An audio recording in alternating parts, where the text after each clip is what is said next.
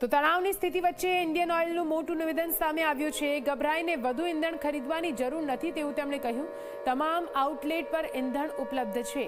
Indian oil પાસે ઈંધણનો પૂરતો stock હોવાની વાત તેમના દ્વારા કરવામાં આવી છે। આપને જણાવી દઈએ, અફવાઓનું બજાર પણ આ પ્રકારની પરિસ્થિતિમાં ગરમ રહેતું હોય છે, ત્યારે ગભરાઈને લોકો ઈંધણ ખરીદવા માટે પહોંચ્યા। લાંબી કતારો જોવા મળી। જો કે ઇન્ડિયન ઓઇલ દ્વારા હાલ તો સત્તાવાર રીતે લેટર જાહેર કરવામાં આવ્યો છે, જેમાં તેમણે કહ્યું છે કે ઇન્ડિયન ઓઇલનું મોટું નિવેદન, જેમાં ગભરાઈને વધુ ઈંધણ ખરીદવાની જરૂર ન હોવાનું તેમણે જણાવ્યું છે।